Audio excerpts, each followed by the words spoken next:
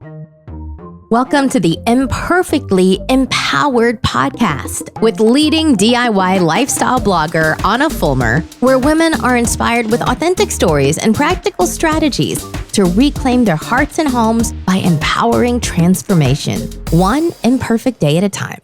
Hi, and welcome to another episode of the Imperfectly Empowered podcast. I'm your host, ahnafulmer. Today is my pleasure to introduce you to Juan Alvarado.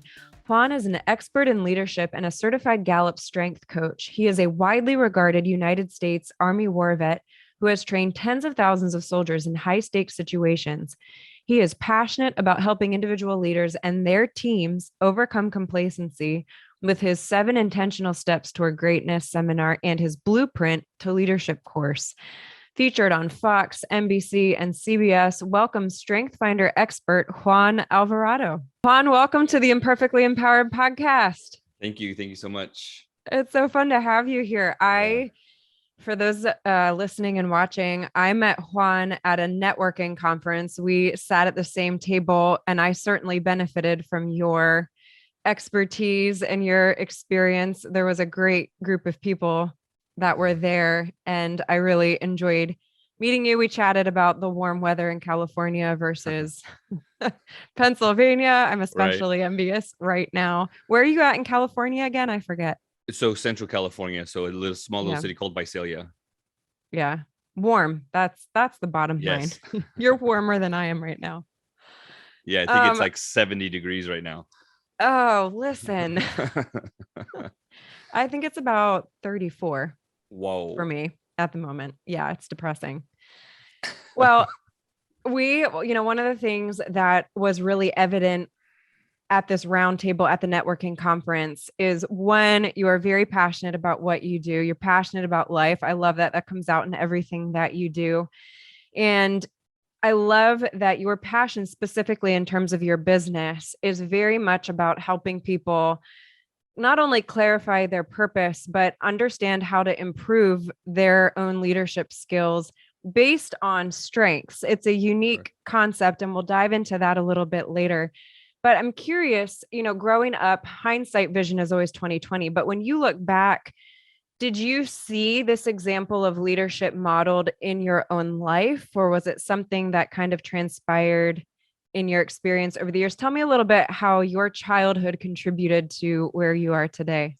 Yeah, that's a good question. So in strengths, when we go through the training, we talk about reflect back in your life to see where you've seen evidence of your strengths. And I've never done that before. And there was a specific time in my high school years where it was actually my senior year. And I remember our last game of the season, all the seniors are kind of like emotional and down. It's their last baseball game that they're going to play in high school. And the coach gave us an opportunity in saying, does any of you guys want to say anything? And no one was saying anything. And I said, I'm going to say something. And that was probably one of the first times I moved people to like tears in what I said and kind of giving them that motivational and inspirational talk. And then another time I remember in joining the military, we were getting ready to be deployed, and our chaplain had to go home on emergency leave. And we were from California, Wisconsin, and New Orleans, and we were in New Orleans, and we're getting ready to go into wartime, right? We're getting ready to go support Operation Iraqi Freedom, and everyone was kind of shaking in their boots, no pun intended. And they're like, "Who's going to pray over us? Who's going to pray over us?" And people needed prayer before they went. And some people were really, really nervous. And I was like, nobody is standing up. I'm probably the least ranking person here. I'm going to go and pray. So I was like, hey, First Sergeant, is it okay if I go and pray over us before we go? And he's like, absolutely. I was waiting for somebody to step up. And I think there's been, and those are just 2, but there's opportunities for people to step up. And granted, there's going to be people who can't and won't because the world needs followers. But there's those people that are timid, that has that still quiet voice in them that says, this is your time. Like it is time for you to step up and do something. And I was fortunate enough to be obedient to that voice. Some of it call it, the universe. Some people call it the little angel on your shoulder. Some people call it the Holy Spirit. And it was just something that I listened to. And I made tons of friends, tons of leadership experience because of that. They're like, hey, we need somebody to step up. And I was that person that stepped up that day.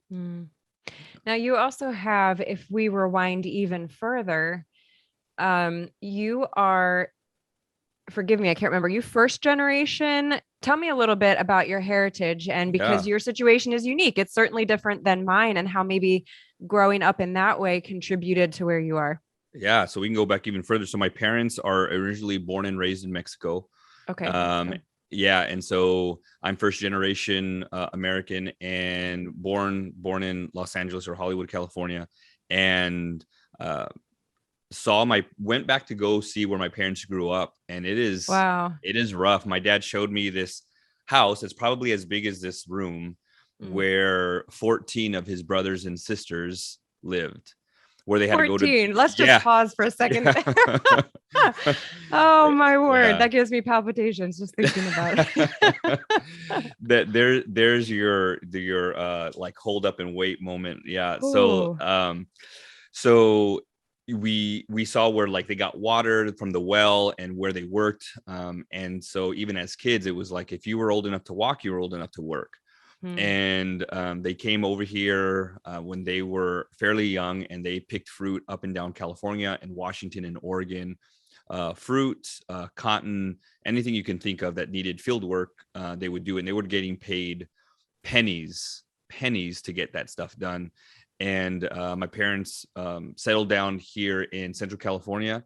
And then my dad went to school in Southern California and went to Cal State LA. And he said, I am not going to bring you, my wife, my mom, his wife, down to Southern California until he had a home ready. And when I hear this story, I really kind of hunker down into my leadership and saying that is the core. Like, you go first as a leader and you set up shop and you do what is right and you build what's right until it is set and ready, in this case for his bride. And so they moved to Southern California, and that's where I was brought up. But my parents always showed me like just a hard, tough work ethic.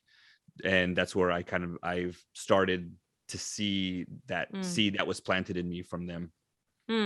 Now, so you're first generation and you're raised in a family that understands that hard work ethic and that sense of gratitude, I'm sure, because it's like anything. When you come from a place of need, you're also more likely to give to those in need because you understand that sense of not having everything.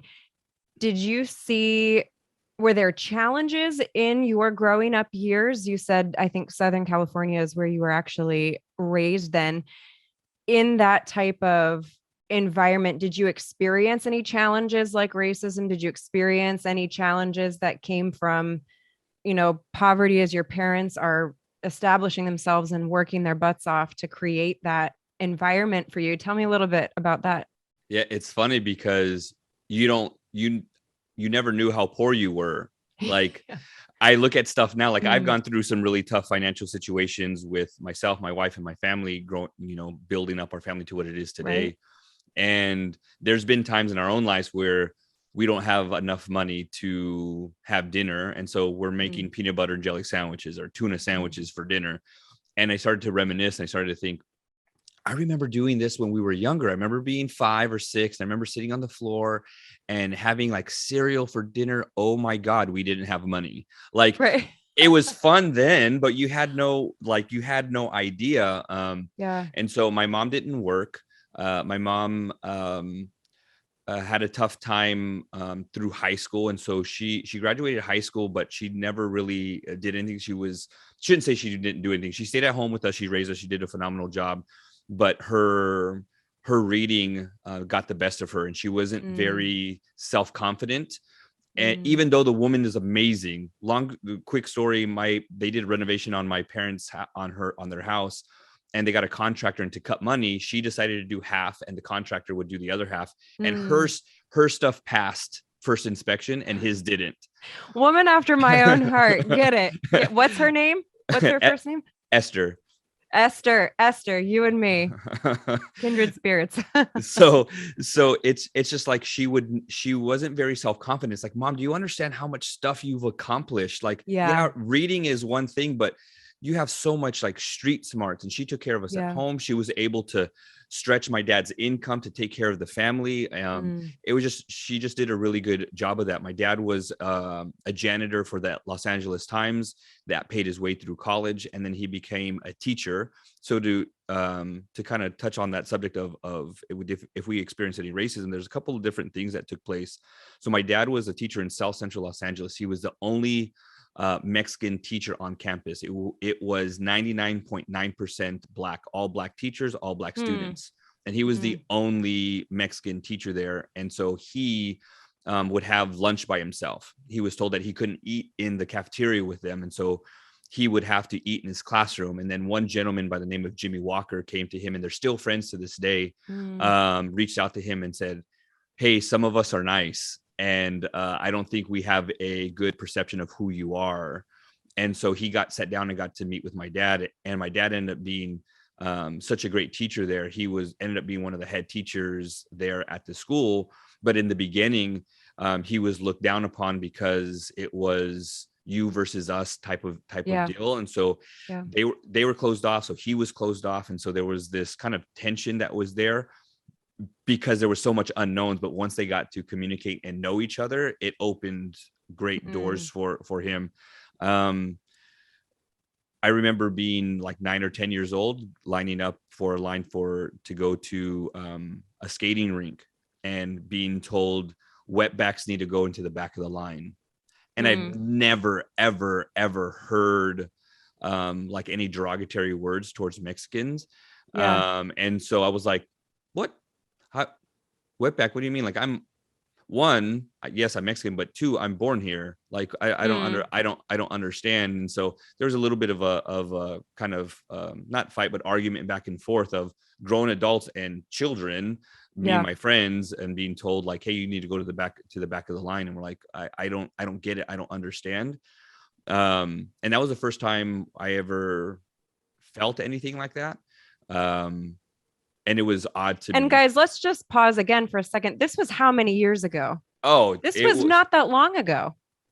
Generally speaking, all things considered. I mean, you and I are about I'm going to assume we're approximately the same age. I'm 35. Yeah. But it's so eye-opening. This whole last couple of years has been so eye-opening to me, because as a majority, I am the truly classic white privileged woman. I definitely am. I don't deny that. I understand that more than I ever have, and it's been so eye-opening to me, because I don't experience racism in this, traditional sense that we hear about. And so I appreciate you sharing that, because this is not that long ago. Yeah. This is not decades ago. Right. And I think what was a shock to me is because in Southern California, amidst everything that has been going on, California is definitely different than other states, where I would say like us and New York, maybe even Florida, have that like melting pot of people. And so I had Asian friends, Black friends, white friends, Mexican friends. And so we all got along. So to hear that, and then I'm like, maybe it was just a fluke, only to be years later where my sister gets pulled over, and she matches I get this because I used to be a police officer. She matches the description of a female person that stole a car, same color car, different make and model. They take her out of her car. She's a music teacher. They take her music instruments out of her car. Her sheet music starts to fly everywhere because of the wind. They realize that they have the wrong person, and they said, you can go. And she's like, are you going to help me with my sheet music that's all over the place? And I remember her coming home crying and thinking like, I still don't understand what's going on. I was oblivious to it. And my dad just taught us that it shouldn't matter what we look like, or whether we're first generation or second generation or whatever. Continue to work hard, that your work ethic and your character will carry you no matter what.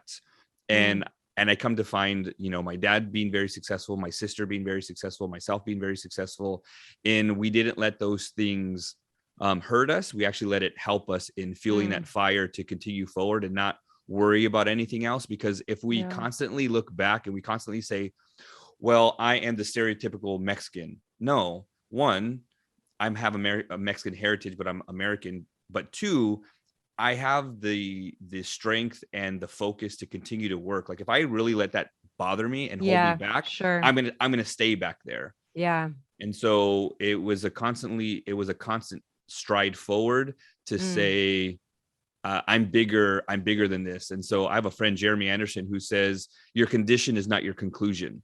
And so even though you're going through something like that, it's like that's not the whole book. That's only a page. And so it's if we hold on to that, then we're going to be stuck to it. So let it go and continue to work on. Yeah, I love that. Thank you for sharing that perspective. And I think it gives us that like high level overview, that perspective when we talk about racism, that the bottom line, it's not a color problem, it's a human problem, right? Like it's a hard issue for humanity. We are comfortable with what we're familiar with. And the bottom line is we just have to build relationships, no matter what, color or religion or ethnicity we are. The bottom line is you have to build relationships with people to break down those barriers. So I, like your father did, I appreciate those examples. You talked about you were raised, so Southern California is where you grew up then. Yes. Yeah. Was it LA? Was LA where it's a suburb of what's in Los Angeles County. It's a small city called Whittier, California. Yeah. So were you the model student growing up? You mentioned that you played baseball. Were you the like straight A's, not at all. Star baseball player? Because what I love about your story is, from what I understand, you were the kid that once got in trouble in school, and then you went from that to being the guy who helped the troubled kids after school. So tell us a little bit about that transition in life. So was a really good student all through elementary and junior high, and then high school happened, and I don't know if it was trying to fit it. I don't know if it was trying to like fit in. High school happened. That should be the hashtag for all of our lives. Or middle school happened. Right. And I remember graduating. And I was a typical like C/B student. And I had to go to night school because I wasn't passing my English class. And when I graduated, I remember my dad telling me, congratulations, mijo, you did it. And he was like, I didn't think you were going to pull it off. And I was like, thanks, Dad. My dad has always been really positive, but for him to sit back and worry. But honest. Oh my gosh, is he going to pass? And he's a teacher, right? So he's like, he has these high expectations of me, but I let like girls get in the way of that. Like having a girlfriend took me out. I think you were the only one who has ever done that. Yeah. Right. That doesn't happen to anybody. So I, did cross country. That conditioned me for wrestling. I wrestled, and then I played baseball. And I think I remember missing like picture day because I was with my girlfriend, and it was like I just let that stuff kind of take over me and didn't really have the focus. So then school started to suffer, and then typical of my family, I started to work really young. So at 15 and a half, I had a job.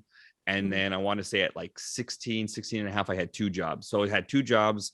I bussed tables at a Mexican restaurant, and then I was a host at the Olive Garden, and I had school and sports. And so I was juggling all those things. So my grades suffered a little bit, but my maturity level was up there. So I wasn't the model student, but at the same time, I hustled at a young age.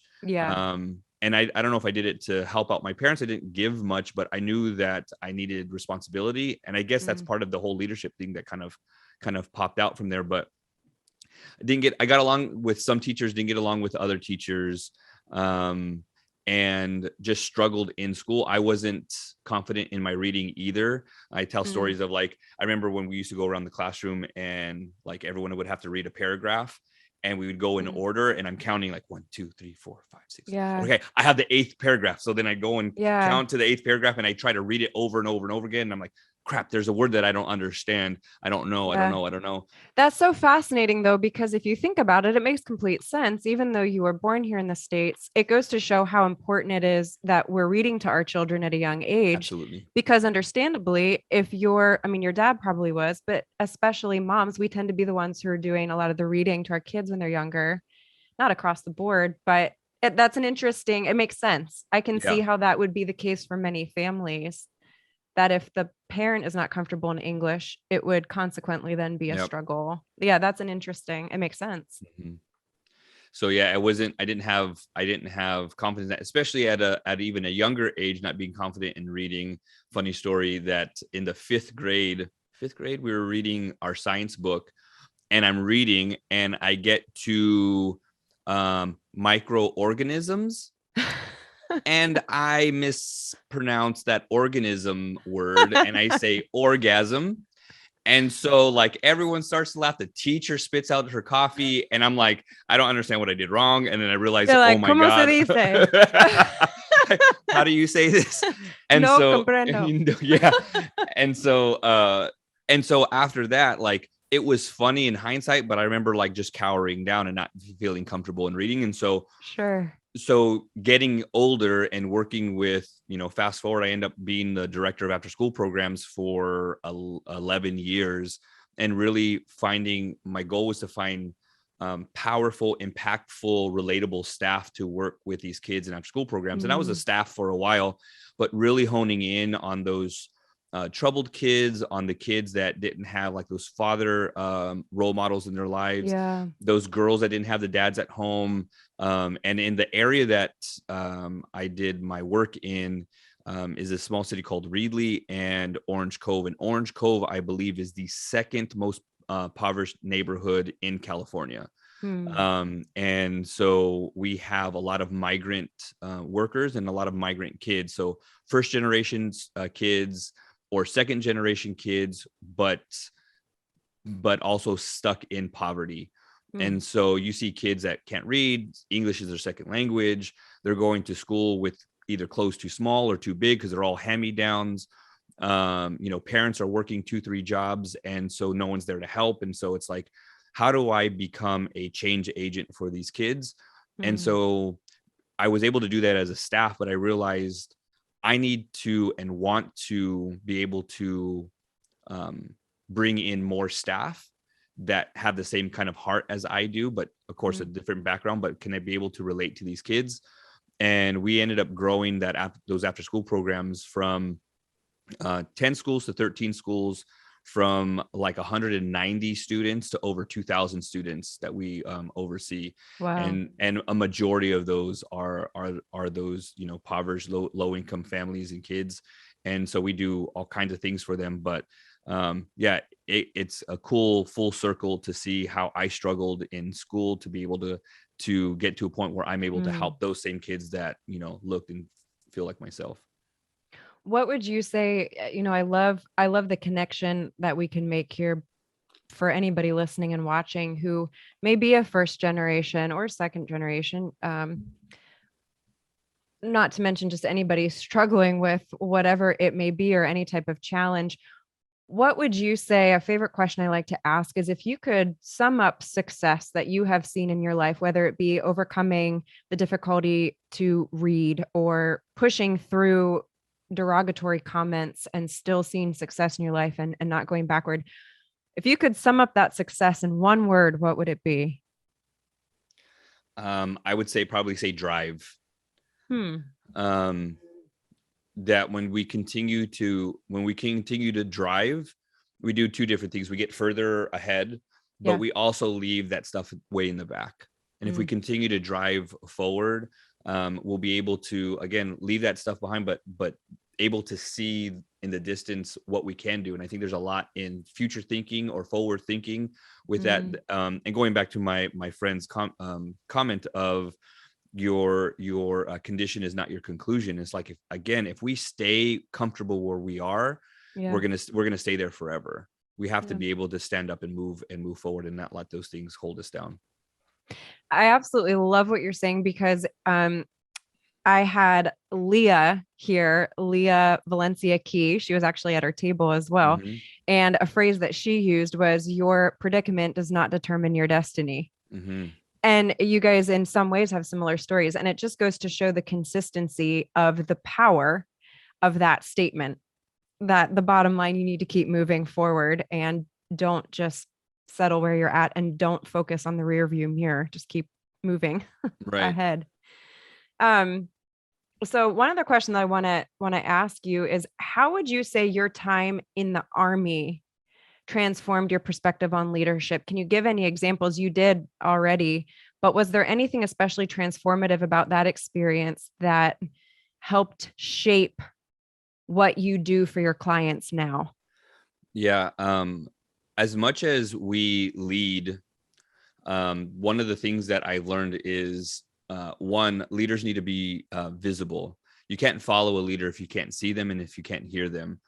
I love that. Leaders need to be visible. And not to get into anything political. I'm not trying to get into anything political, but one of the reasons why this administration had just a hard time starting was people were counting down the days from when is the president going to make his first address? Where is the vice president at? How come she's not addressing anything? How come no one's saying anything about this? And so people start to worry, like, where is our leader, specifically a president and a vice president? Mm-hmm. In hindsight, you look at the other administration and they were front and center all the time, almost too much, to the point where you're like, okay, get off my TV or off the radio. Right. But Quiet leaders, down.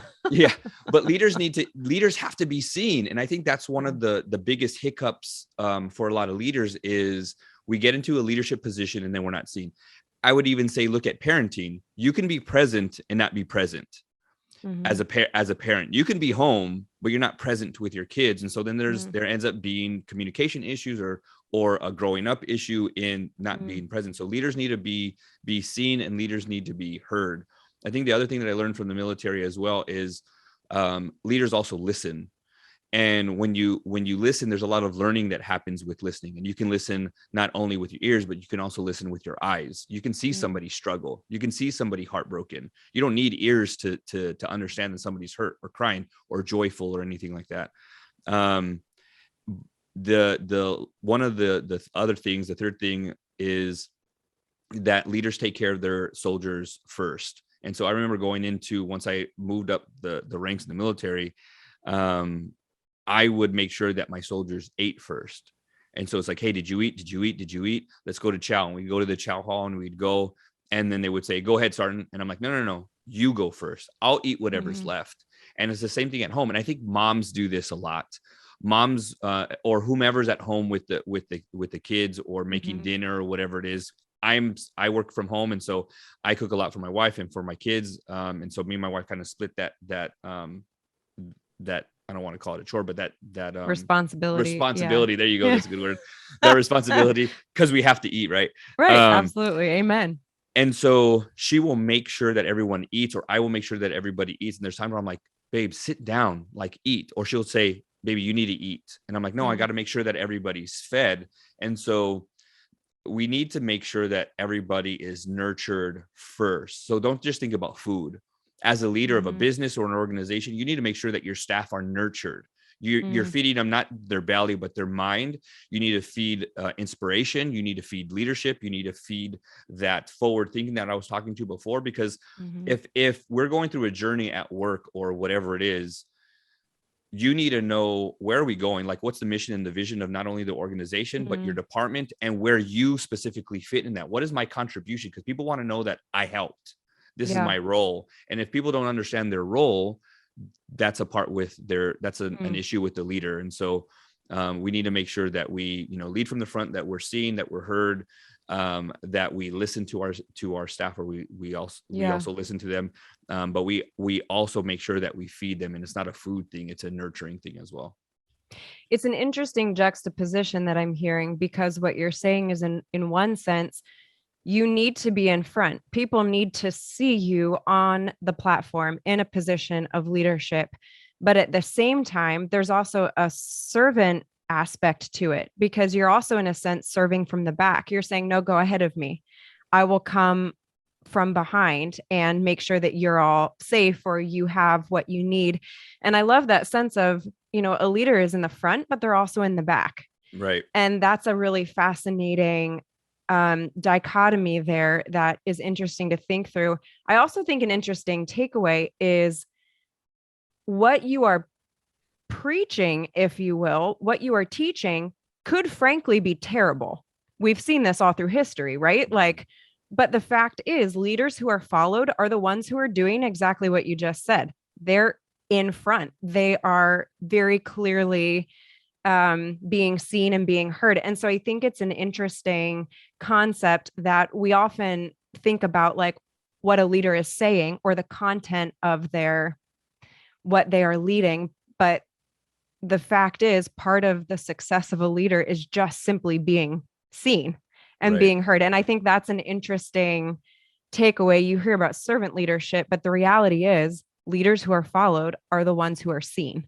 And so I think that's just how important that is. And when they're not seen and yet they're in a leadership position, everyone's like, wait, where are they?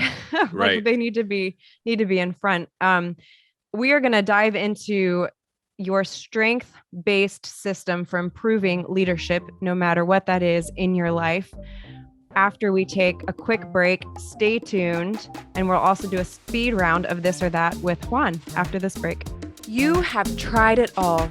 Worried you will never lose the extra weight or reclaim the energy you once enjoyed? Want to achieve fat loss without spending hours in a gym or eliminating entire food groups from your diet? Well, now you can. In the virtual Faster Way to Fat Loss with Anna, my 6-week fitness and nutrition program, you will learn how to pair effective 30-minute workouts with all-natural, evidence-based nutritional strategies to leverage what you eat and when you eat to reset your metabolism and burn fat fast, even that stubborn belly fat. I am a dual certified nurse practitioner passionate about teaching sustainable strategies to promote fat loss and prevent disease. I have cheered on thousands of clients who have done just that with the Faster Way program. In my 6-week program, the average client currently sheds 7 inches of body fat. 93% report more energy and 89% state that their mental health has improved. 100% of clients report they feel this program is sustainable. Curious to try the program but not sure if the strategies will work for you? Try the Faster Way strategies for free.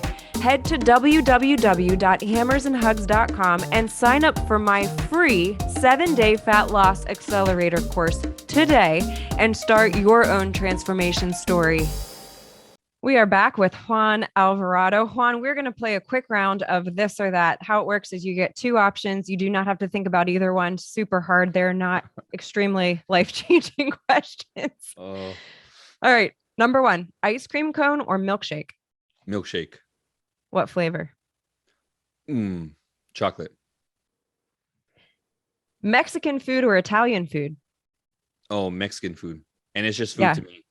Same. I mean, listen, it's Mexican food to me, but it is delicious.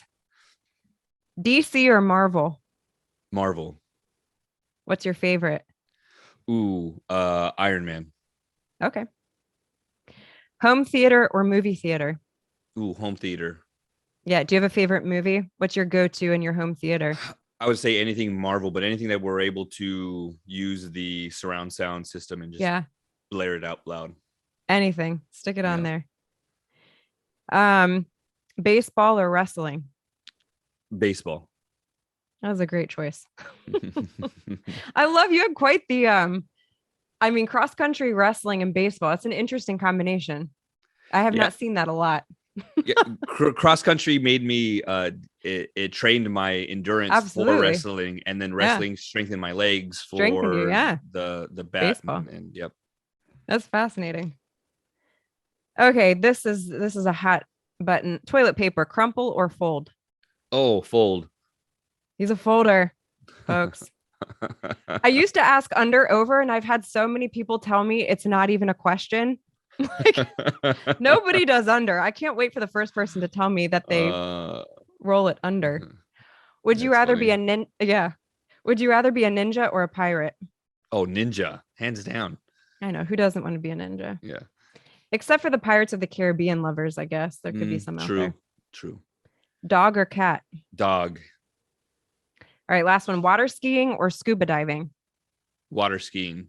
Do you this is really off subject, but is scuba diving a thing off of California? Shows my ignorance. Is it good scuba diving? I don't know. I know that when I tried, so funny, weird story. I went scuba diving or attempted to go scuba diving in Mexico. And the life vest that we had on, and then the snorkel and everything, when we went into the water and we started to swim out, the pressure of it like felt like my flak vest or bulletproof vest. And I got a really bad flashback, and I'm like, I'm done. I need out of the water. I started to panic, and I felt bad for ruining our vacation. My wife's like, "Is that you didn't ruin it?" So we went back around, and totally, that is weird. That's so fascinating, though. It's that subconscious. It's like you might not have been thinking about it at all, but in that instant, you're I've been there, not because of war stuff, but that's really interesting. Well, so let's talk about strength-based leadership a little bit here. I understand that per the numbers, approximately 50% of people who leave their employer report that they leave because of poor leadership or management.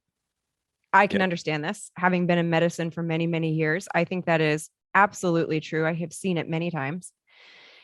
Only 38%, though, of those leaders and managers say that the bosses above them actually provide or encourage the opportunities to develop those leadership skills. Again, I have absolutely seen this in medicine. And then to take it a step further, I'm going to guess that the managers and the leaders who do go to seminars, I don't know this for sure, but I'm going to guess the majority of them don't feel like they're all that beneficial. Could be wrong about that, but I bet a lot of them don't. Yep. So you're passionate about using this proven system that is strength-based. It's an approach to help people improve their leadership qualities, which, again, I've mentioned this before on this podcast. You could be a stay-at-home mom. You're still a leader. We are all leaders in one way or another, whether it be in our personal lives or professional lives. So for those of us that are not familiar with the strength-based approach, tell me a little bit about that system and what it looks like and how we can find our own strengths to improve, not just find more clarity, but improve our own leadership skills. Yeah. So, and those stats that you gave are tremendous. It's just odd to me. And I just did an ad that I have running right now on Facebook and on Instagram about my leadership course, because I think it's gone up 1%, 51% of people leave their job says it's you're splitting the difference. But I think it's huge that a lot of people get into leadership positions because they have been working for their employer for a while. Unless it's a new position, like, hey, we're hiring a new CEO or COO. But a lot of managers and supervisors have been with the company 10, 15, 20 years. And so it's a no-brainer. Hire so-and-so. They know the systems. But being a leader is really, training up other leaders and really pouring into people. It's people-based.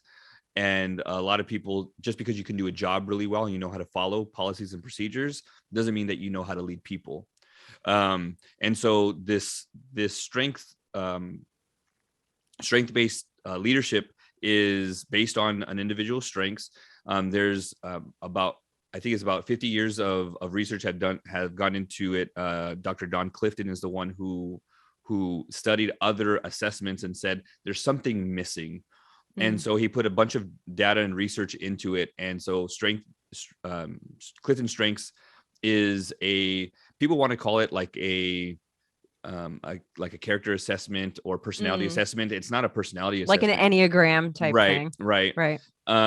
This goes off of what your DNA, who you've kind of become in your kind of growing up in life. And there's 34 strengths that everyone has. They're just in a different order. And the likelihood of someone having the same strengths as you, as the same top 5 as you in the same order, is 1 in 33 million, which goes to show you that you are an individual, you're unique. And which is why when you work for someone or work with someone, there's times where you butt heads. Well, because you're different and you would do things one way and I would do things a different way. And so strengths is really looking at what you're strong in and gifted in and talented in. And it's just like working out, right? It is one of those things that if you're strong in an area and you continue to work it out, you're going to get stronger in that area. A lot of people want to say, well, what are my weaknesses? What are your weaknesses? You go into job interviews and like, what's your weakness? And people will say, oh, well, I want to work on my weakness. Well, when you work on your weakness, then your strengths start to diminish, right? If you're doing really good in your podcast, you're doing really good in your blogging, and all of a sudden you say, I have a weakness in learning car mechanics. I'm going to dive into learning the mechanics and becoming like a garage head and going and fixing cars. Well, guess what? Your blog and your podcast and your fitness is going to diminish because you're spending all that time in your weakness. And strength says, no, focus on your strengths. And so there's an example that I do with people where you draw a star, and if you outline that star about a half inch around it, and then outline that again and outline it again, the peaks of that star start to move further and further out. That's an example of your strengths. If you continue to work on your strengths get better. But those end points of the star where the outside connects to the inside, those are your quote unquote weaknesses. So when you outline it, that end point of the star continues to travel out. So by default, when you work on your strengths, your weaknesses tend to diminish. And so that doesn't really work with the whole mechanics example. But what it does happen is when you know your strengths and you know your blind spots, we get into blind spots a lot, is you start to understand, oh, this is what other people see in me. For instance, one of my number one strengths is strategic thinking. And so when I have a plan, I have literally dialed in every situation possible and gotten every best scenario, put them together to give you the best situation possible for a proper plan. And so I will tell the team, all right, let's execute. The blind spot to strategic thinking says you think too fast to the point where people will feel like you're not explaining yourself, where there's going to be miscommunication. Like you just want people to move because you come up with this plan, and people are asking why. And you're like, don't worry about it. Just do it. I figured it out already. Right. And all they want you to do Don't worry about it. And all they want you to do is explain, like, I just want to know why or how, because there's going to be some people that have a strength of context, and context says, I need some information beforehand of why. Yeah. So when you understand your strengths and say, okay, when I go to the group, I'm going to say, look, this is what we're doing. We're meeting at 9 because so-and-so and so-and-so and so-and-so can't be here. Everyone can be here at 9. We're going to move from this location to this location, and this is the route that we're going to take because of traffic. There's a school here and a school here, so we're going to avoid that. And so this is the way we're going to go. So if I explain my strategic thinking, then it kind of sets at ease. However, if I don't understand my blind spot and I just use my strengths, people are going to start having questions. I'm going to get frustrated. They're going to get frustrated. And so then it's just a hot mess of not understanding each other. And so when we understand our strengths, we can start to understand others' strengths. And then once we understand our blind spots, we can start to be a little bit better in how we communicate with each other, which is why you find that businesses and organizations that have a strength-based base using strengths are more productive, more efficient. Their communication is higher. They're more likely to stay at their job. So there's not a high turnaround rate. And the stats are phenomenal when you have an organization or an individual using strengths. Well, I love it because I think the principle extends to so many aspects of life.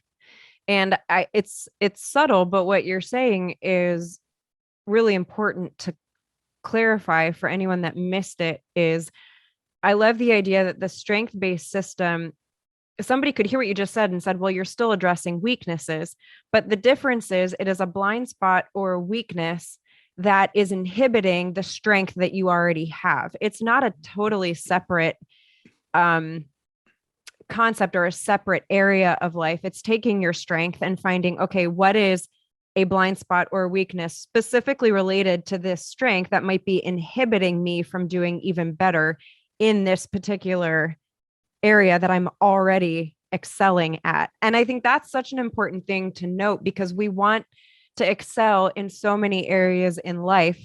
But it's like you just said, at the end of the day, find the things that you are really good at. And maybe I'm even speaking to somebody who's not been working professionally for years. But what I'm hearing you say, Juan, is as individuals, we need to look, what are the things that I'm really good at? People have told me I'm good at these things. Maybe I have education around these things. Maybe I'm passionate and good at these things. Focus on those and find ways to excel even more in those particular areas. So I love the whole concept around it's blind spots specifically regarding that strength, not a totally different aspect Right. of life. Right. Yeah. Yeah. One of the things that I try to tell people is it's kind of like your rearview mirrors on your car. You move your rearview mirrors to uncover your blind spots. However, there's still a blind spot in that. Yeah. However, what did the automotive company do? They put a reverse camera so you can see even better in your blind spots, and then they put this orange indicator light that if someone is in your blind spot, it illuminates so you don't go. So they got that rearview mirror and they made it better. So knowing your strengths and then knowing your blind spots makes you even better. It makes that strength even better. I know how to use it because when I use my strength in like one of my strengths is responsibility. Responsibility says that you put kind of that load on your shoulders and you love to do the work because you feel responsible for that. You want to put your name behind it. The blind spot says that you say yes too much. Yeah. And the blind spot to that is because you say yes too much, something else might suffer, like close friends or family. So at work, when I take on another project, then who suffers? My wife and my kids, because I'm not home when I'm supposed to. So now when I can communicate to my wife or communicate to my boss at the time and say, hey, I'll do this, but I'm only going to work till this time because I know my blind spot is going to hurt my family. I have to tell my employer, I'll do it, but I'm going to stop at this time, or I'm going to start tomorrow. And you start to make more awareness of your strength.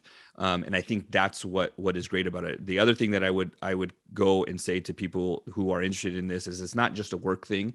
My wife and I have taken the assessment, and I understand my wife on a whole nother level. And our marriage, knock on wood, is like unstoppable.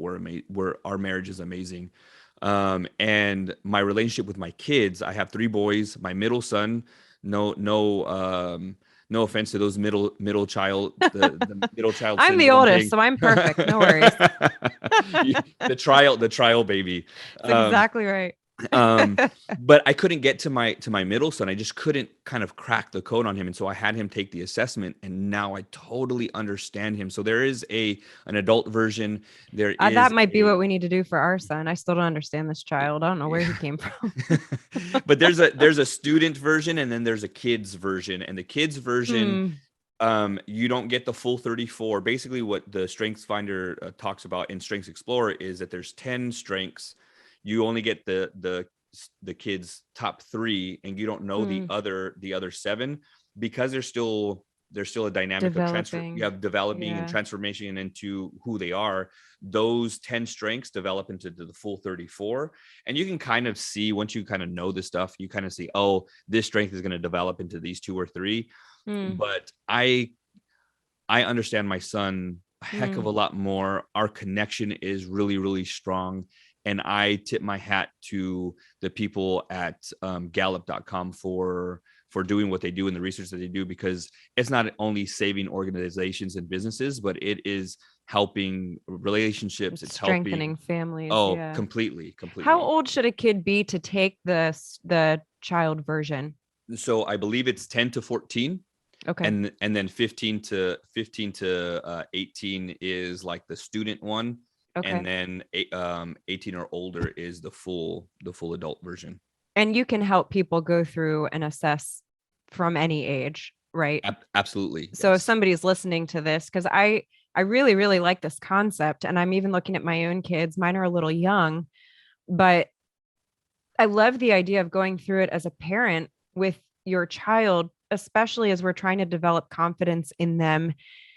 What you're saying is so perfect here, because we're highlighting their strengths and you're already playing into what they're really good at, which is only going to further empower that sense of accomplishment and success and ultimately confidence. So I think that's an amazing takeaway here. This is not just for people in leadership positions at work. This is also for families, which is it's a great service. I would be very interested in that for my kids when they're a little older. Now, highlighting that a little bit, you offer one-on-one coaching. Tell me how, if somebody's interested in what you do, learning about the strength system and how to be able to assess their own whether it be leadership or family or kids or relationship. Tell me the service that you offer. Yeah. So right now, what I'm doing, I'm working a lot with the education system. So a lot of people that work in like school, this district office. And so that's kind of my main clients right now, even though I have different one-on-one clients that I have. The website is www.weraisethebar.com, and you can go on there and reach out, connect with me. And I have a thing for if you're interested and just want to know about strengths. And so it's just a quick 20-minute call, like, hey, I want some information. I'm interested. And then there's another one on there for, hey, I'm going to get my assessment. I want to get my assessment, or I have my assessment. I'm ready for coaching. And so I like to do 75 minutes. Usually a lot of coaches will do 30 minutes or an hour. There's not enough time in an hour to do that. So I try to add a little bit more time. And I'm the kind of coach, and my own coach is probably gonna get mad at me for saying this, but a lot of people that I do coach, you'll pay for like 1 or 2 or 3 sessions, and I end up just putting way more time and effort into you than what you've actually paid for. I like today after I believe this, that. I definitely believe that. So today after this, I have a call with somebody, and I'm not even charging them for that because they've done 5 or 6 different sessions.